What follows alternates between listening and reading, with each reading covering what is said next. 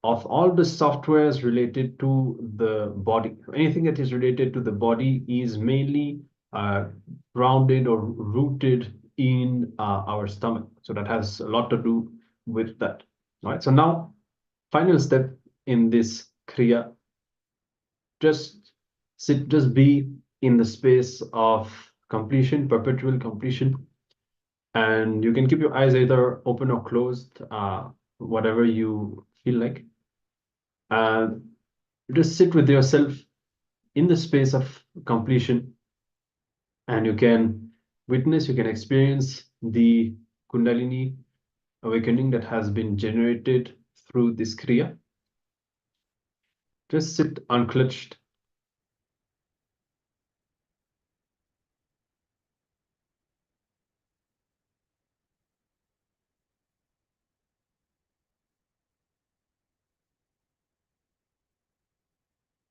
If you need a few more minutes to finish the previous pranayamas, you can do so. And otherwise, settle down and sit in the space of completion.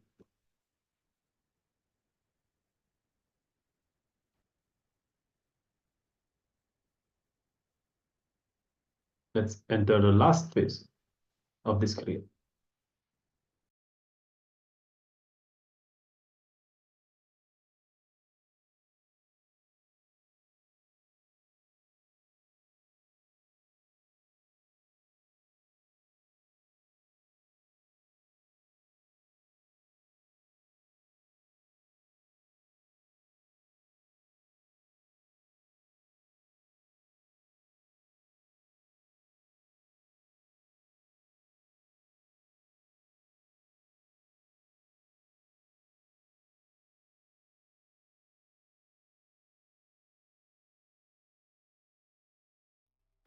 Paramashivoham Om Nithyananda Paramashivoham Om Nithyananda Paramashivoham Om Nithyananda Paramashivoham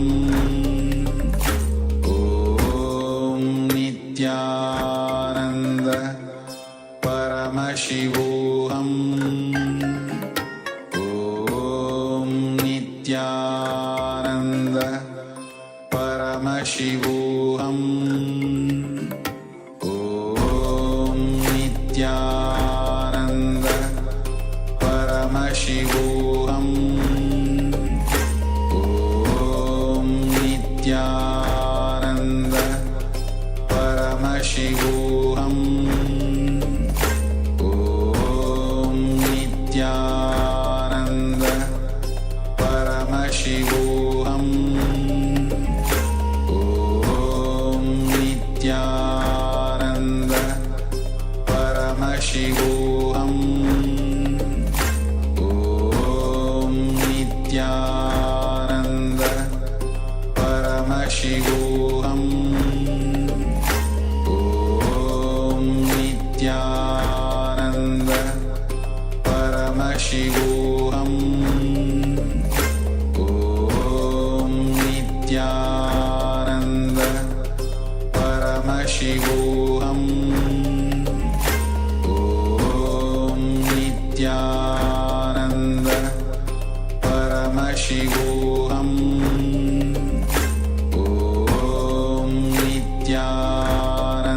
Nithyananda Paramashivoham Om Nithyananda Paramashivoham Om Nithyananda Paramashivoham Om Nithyananda Paramashivoham Om Nithyananda Paramashivoham Om Nithyananda Paramashivoham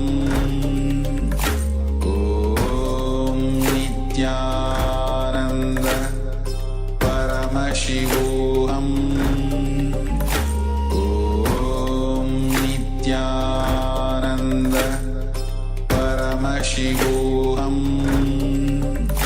Om Nithyananda Paramashivoham Om Nithyananda Paramashivoham Om Nithyananda Paramashivoham Om Nithyananda Paramashivoham Om Nithyananda Paramashivoham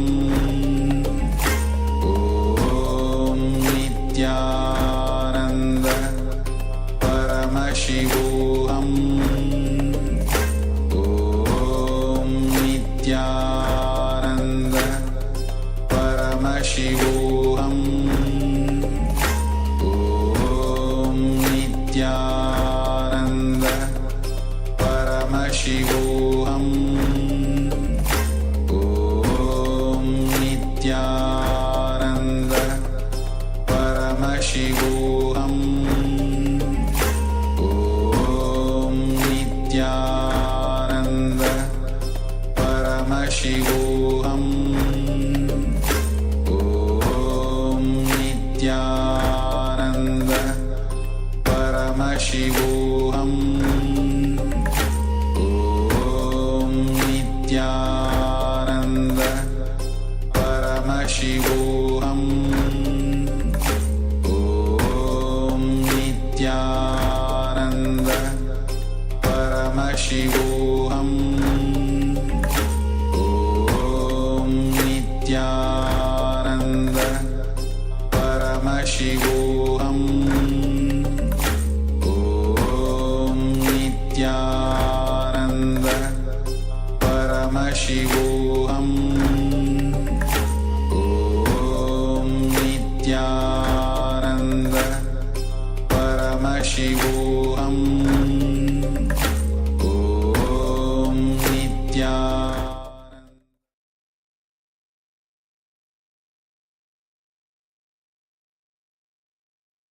Yes. So you can now relax, you can open your eyes, and we come to the conclusion of this powerful Kriya for Kundalini awakening.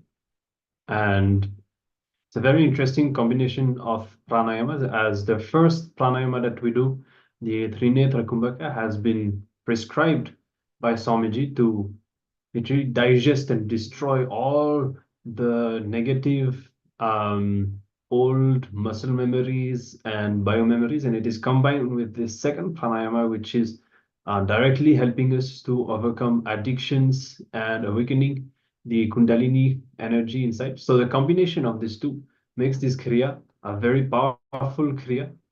And you can share your experience if any one of you had powerful experience of this, and you can definitely practice this Kriya if you feel that it is benefiting you. You can practice it as often as you like. So with this powerful awakening of energy inside us and the activation of the third eye with the Trinetra Kumbhaka, let's have another round of power manifestation, and we'll continue to play with the power of consciousness over matter. Some of you were sharing that you have been successful already in rolling the object. So let's play a bit more. And if you have already rolled some object, maybe you can play with other objects. And this time we will be moving the coconut or whatever fruit we manifest this power with, or object, on our hand with closed eyes. Okay, this is going to be the variation for this round. So you can get your object, your coconut, apple, orange, a round object that can easily roll, and you can keep it on your hand. Make sure that your hand is flat, and make sure that it should not curve, and you should also not have any doubt whether your hand was shaking. If needed, you can keep a support below your hand. You can rest your hand on a table, and have your eyes closed. Okay, in this round, we'll manifest with closed eyes. So it's even more important that your hand should be stable. So you should not have a doubt when your eyes are closed whether your hand has moved or not. So take the necessary measures and get ready to manifest this power. Seeing some of you have already started, that's great. You can start chanting the Mahavakya, entangling with Swamiji. Surrender yourself to Swamiji. Bring the space of oneness between you, Swamiji, and extending to the object that is in front of you. You can have your awareness on the third eye and continue to chant the Mahavakya. Remember that when you roll the object, you are fundamentally rolling your mind. It comes from your ferocious decision just not to hold on to any impossibility, incompletion. If you just surrender everything and be in that space with Swamiji, enjoying that space, that is enough. You can just enjoy Swamiji's presence.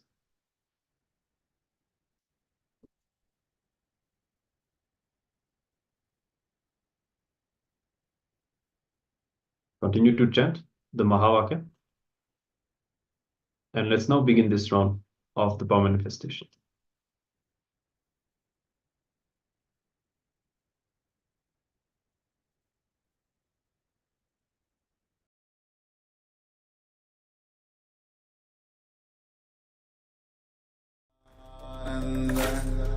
Paramashivoham Om Nithyananda Paramashivoham Om Nithyananda Paramashivoham Om Nithyananda Paramashivoham Paramashivoham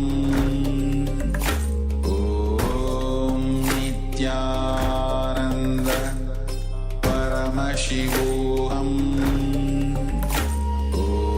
Om Nithyananda Paramashivoham Om Nithyananda Paramashivoham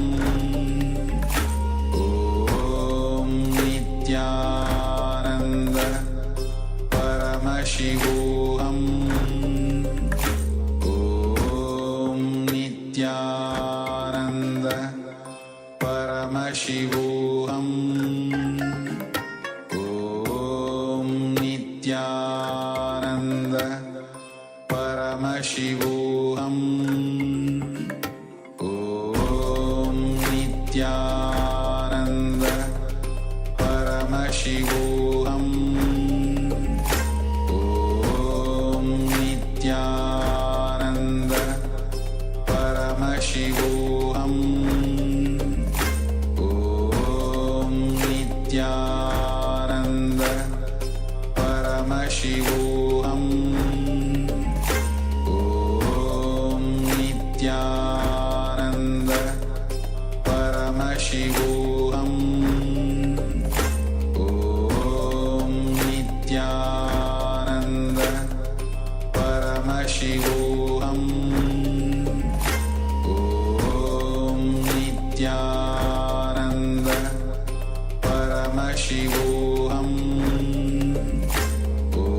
Om Nithyananda Paramashivoham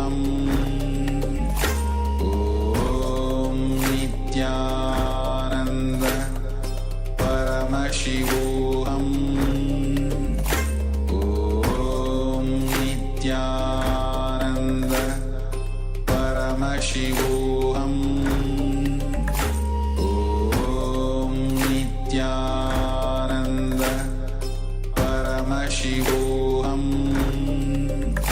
Om Nithyananda Paramashivoham Om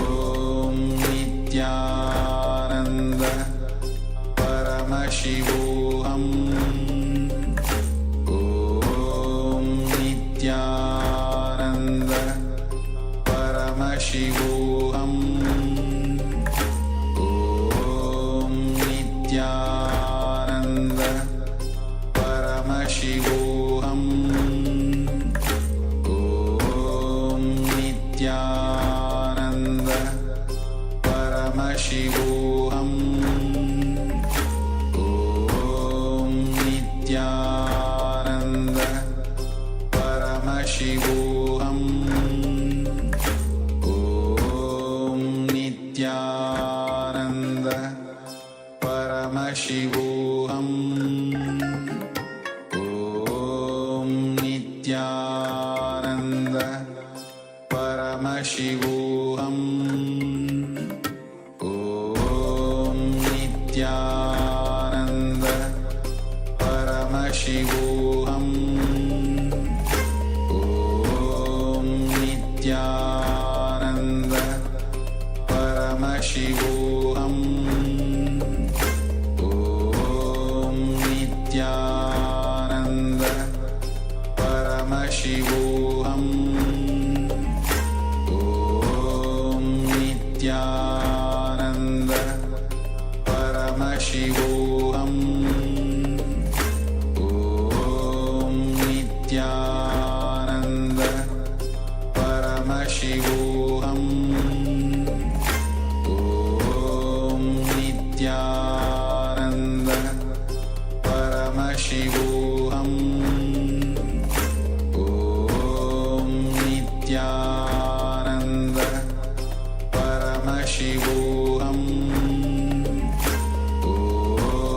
Nithyananda Paramashivoham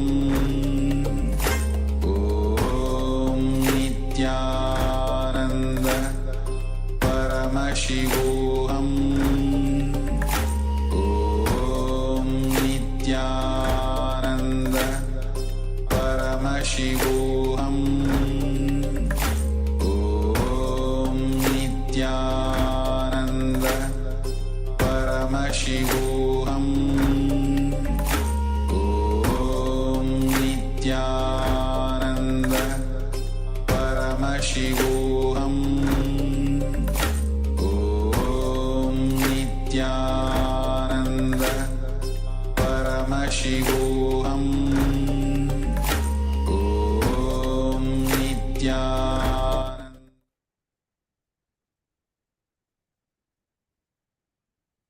Yes, you can continue to manifest. Just keep your focus on experiencing oneness. Let the power manifestation happen by itself from the space of oneness. Be absorbed into the object, but with your eyes closed. Experience that connection. Surrender yourself to Swamiji. Do not have any uncertainty about the object rolling, expectations about the result. Completely drop all that. Don't have any attachment that the object should move or it's not moving, I want it to move. Completely drop all of that. Disconnect with Swamiji, surrender with Swamiji, intensify this space continuously. Every time you have some kind of thoughts, doubt, impossibility, whatever, always this will take you away from the space of oneness. So what you have to do is to continuously unclutch, continuously, ferociously surrender yourself, dropping all of these things one after another. Be ferocious about being in oneness with Swamiji and extend that space of oneness to the object. In that space, there is no difference. There is no boundary between you, Swamiji, the object. Have a clear intention, a powerful intention, declaration for the object to move, to roll. Hold on to that space and continue to manifest.